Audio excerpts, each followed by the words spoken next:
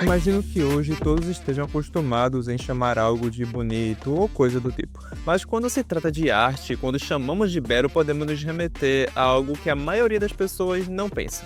E está diretamente relacionado com o que é arte em si. A coisa escondida como efeito do que os estudiosos chamam de estética. O belo. Temos que voltar um pouco no tempo. Platão é um filósofo dos mais lidos e mais influentes na filosofia ocidental. Seus discursos ontológicos guiaram boa parte da filosofia cristã, em especial a católica, assim como deram as primeiras bases para as perspectivas racionalistas na filosofia moderna. Muitas das ideias presentes ainda hoje no cinema e na literatura, por exemplo, descendem de Platão, mesmo que você não saiba. Mas e o belo? Vem dele também? Bom, o conceito muitíssimo provavelmente não, mas a ideia nasce e é remodelada junto a uma certa divindade. Bem no início, Caos nasceu. Depois, Gaia larga o peito. De todos assento sempre estável, dos imortais que possuem o pico do Olimpo, nevado, o Tártaro brumoso, do recesso da terra larga rotas, e Eros, que é o mais belo entre os deuses imortais, o solta-membros. E de todos os deuses e todos os homens subjuga no peito, espírito e decisão refletida. De Caos nasceram Erebus e Negra Nix. De Nix, então Éter e Hemera nasceram. Gerou grávida após com Érebo unir-se em amor. Gaia primeiro gerou, igual a ela, o estrelado Urano, a fim de encobri-la por inteiro para ser, dos deuses venturosos, assento sempre estável. Gerou as enormes Óureas, refúgios graciosos de deusas, as ninfas. Pariu também o ruidoso Pélago, furioso nas ondas, pontos, sem amor desejante. Bom, isso não é um vídeo sobre teogonia, mas aqui Hesíodo, poeta grego arcaico, narra em sua mitopoética a cosmologia da religião grega, o início dos tempos pela visão dos gregos. Percebem que os primeiros deuses, os deuses primordiais, eram representações simbólicas, quando não imateriais eram essencialmente a natureza. Longe de remeter isso a algum processo evolutivo do xamanismo e do animismo, não é o tema aqui.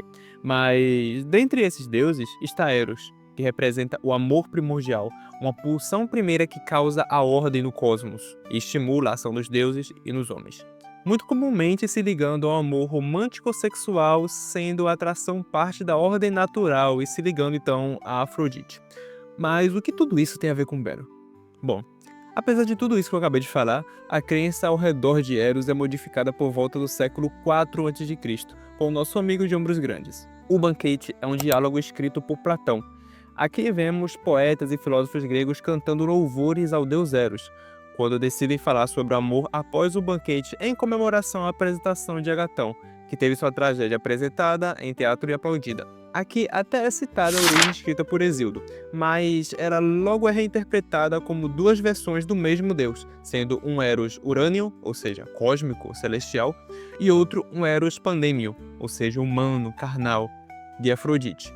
Mas isso não dura muito. Quando Sócrates expõe a sua concepção de Eros, que o foi ensinado por uma sábia de outras terras, ele não só usa de dialética socrática para reinventar as ideias dos demais, como também expõe um Eros completamente diferente, mas coerente com a sua lógica e, bom, não tão cósmico assim.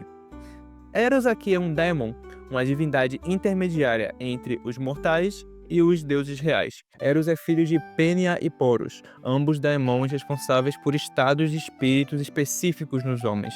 Aqui, o texto de Platão nos torna claro duas coisas. A primeira é que o princípio de entendimento dessa filosofia, herdado de seu tão adorado Sócrates, é de uma lógica ontológica pura.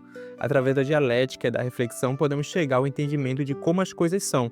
Aristóteles irá discordar de parte disso e sistematizar a lógica em seus tratados de Organon, mas toda uma nova visão sobre um ser que para eles era existente sendo parte da religião ativa deles, foi simplesmente reinventado pelo mero uso do instrumento linguístico, da lógica. E essa nova visão de Eros permanecerá e será adaptada com a chegada dos romanos na forma do Cupido. Eros não é belo, pois apenas desejamos aquilo que não temos. Eros é o desejo em ser belo. Buscamos aquilo que amamos. aquilo que sentimos que nos falta, que nos engrandece, pois essa completude é o belo, é o sentimento de plenitude. Por isso amamos o belo, pois o belo é amor. Mas se Eros é amor, ele também tem que ser belo. Se não é, ele o busca. Sendo belo tudo aquilo que edifica, que causa a plenitude, o belo é a causa última da realização divina, a própria imortalidade. Os deuses são belos em si, pois aspiram dessa causa. Os humanos são imperfeitos e rudes, mas a ânsia de produzir e de propagar algo seu, tanto no sentido de ter filhos, no de produzir obras, é a tentativa do organismo de se imortalizar, assim, tentando atingir o belo. Eros é não só a causa da busca por companheiros, como também a causa pela busca do conhecimento e produções artísticas.